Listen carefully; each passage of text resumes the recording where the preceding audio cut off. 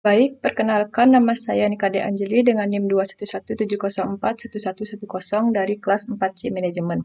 Di sini saya akan memaparkan materi dari bab 1 sampai dengan bab 6. Baik, dimulai dari bab 1.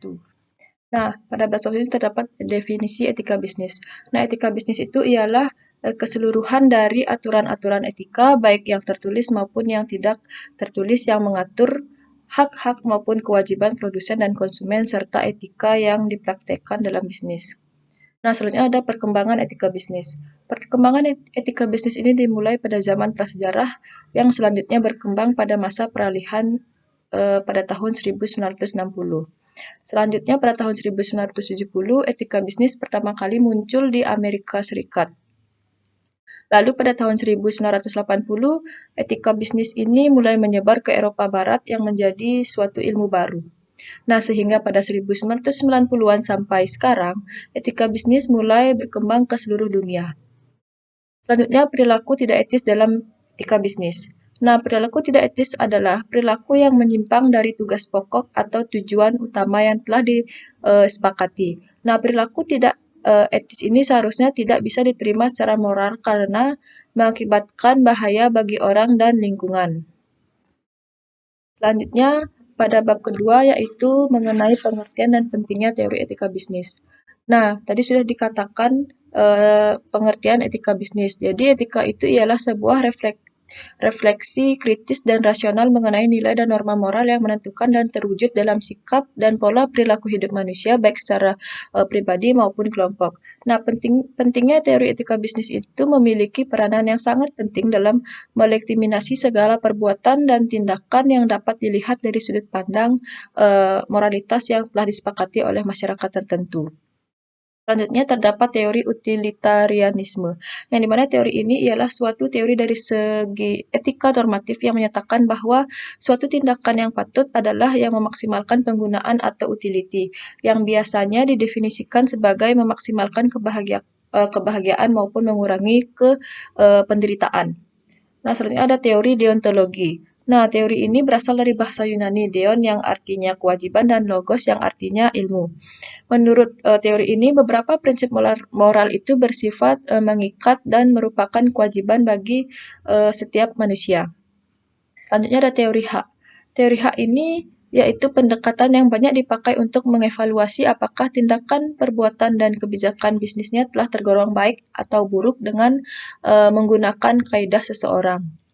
Selanjutnya, yang terakhir ada teori keutamaan. Teori ini ialah teori yang berfokus pada manusia sebagai pelaku moral, yang dimana artinya sebagai watak yang diperoleh seseorang yang memungkinkannya bersikap baik secara moral.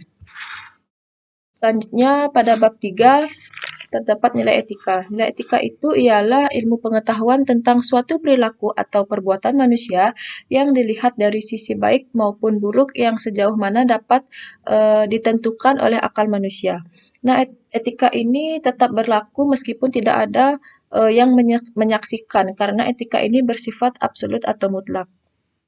Selanjutnya terdapat hak dan kewajiban. Hak ialah sesuatu yang mutlak yang menjadi milik kita dan penggunaannya tergantung dari diri kita sendiri. Selanjutnya ada kewajiban, yang dimana kewajiban itu ialah sesuatu yang harus dilakukan dengan penuh rasa tanggung jawab. Selanjutnya ada peduli dan menghargai orang lain. Nah, definisi peduli itu ialah nilai dasar dan sikap dalam memperhatikan dan bertindak secara proaktif terhadap toleransi sekitar. Nah, menghargai. Definisi menghargai itu ialah sikap peduli dan beradab terhadap diri sendiri maupun orang lain. Selanjutnya ada toleransi, empati, dan sikap positif. Toleransi itu ialah kemampuan individu untuk memperlakukan seseorang dengan baik. Sedangkan empati ialah sebuah keadaan mental yang dimana seseorang merasakan pikiran, perasaan, maupun keadaan yang sama dengan orang lain. Selanjutnya ada sikap positif. Nah, sikap positif itu ialah perilaku seseorang yang dianggap sesuai dengan nilai dan norma yang di dalam kehidupan bermasyarakat tersebut. Selanjutnya ada perilaku tidak etis di dunia kerja. Nah, maksudnya itu ialah perilaku yang menyimpang dari tugas pokok atau tujuan awal yang telah disepakati. Nah, perilaku tidak etis ini dapat terjadi apabila pegawai atau karyawan pada suatu tempat kerja merasakan hal yang tidak menyenangkan. Selanjutnya yang pada bab keempat terdapat tentang etika normatif dan perilaku. Nah, etika normatif dan perilaku dalam bisnis, etika bisnis berpusat pada studi tentang masalah moral dalam dunia bisnis. Etika selalu dikaitkan dengan bisnis. Sejak ada bisnis, sejak saat itu pula bisnis dihubungkan dengan etika. Yang sebagaimana etika selalu dikaitkan juga dengan wilayah-wilayah lain dalam kehidupan manusia seperti politik, keluarga, seksualitas, dan berbagai profesi dan lainnya.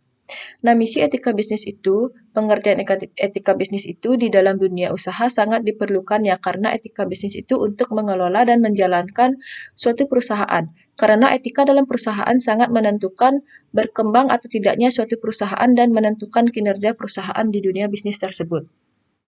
Nah, tujuan etika bisnis ialah untuk memberikan dorongan bagi kesadaran moral dan memberikan batasan bagi para pengusaha atau pebisnis untuk dapat menjalankan bisnis secara jujur dan adil serta menjauhi bisnis penipuan yang merugikan banyak orang atau pihak yang memiliki keterikatan.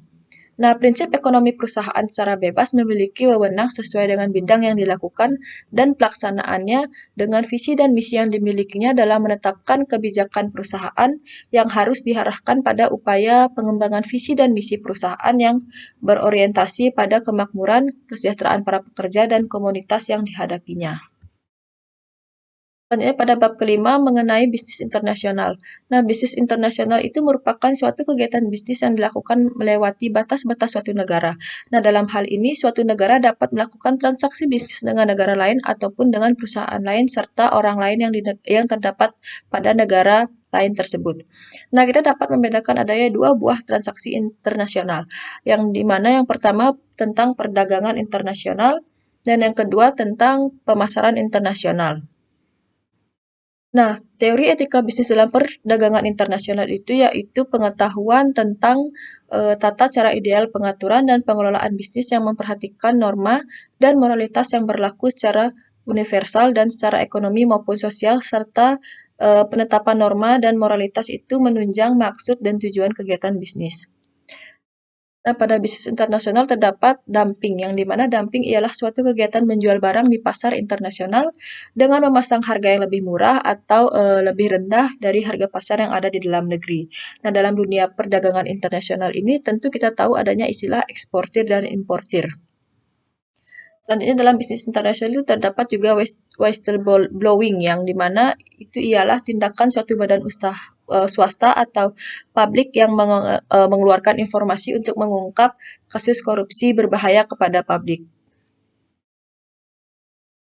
Nah, selanjutnya untuk bab terakhir ialah etika itu ialah satu ilmu yang membicarakan masalah perbuatan atau tingkah laku manusia, yang mana dapat dinilai baik dan yang mana dapat dinilai buruk dengan memperlihatkan amal perbuatan manusia sejauh yang dapat dicerna akal pikiran. Nah, etika ini membantu untuk melakukan orientasi yang tujuannya agar kita hidup tidak dengan cara ikut-ikutan saja. Adapun yang menjadi sumber dan nilai dalam perilaku etika yaitu ada etika agama, etika filosofi, etika budaya, dan hukum. Yang dimana dari masing-masing sumber tersebut terdapat peraturan dan norma-norma yang berlaku. Baik, sekian presentasi dari saya. Akhir kata saya tutup dengan terima kasih.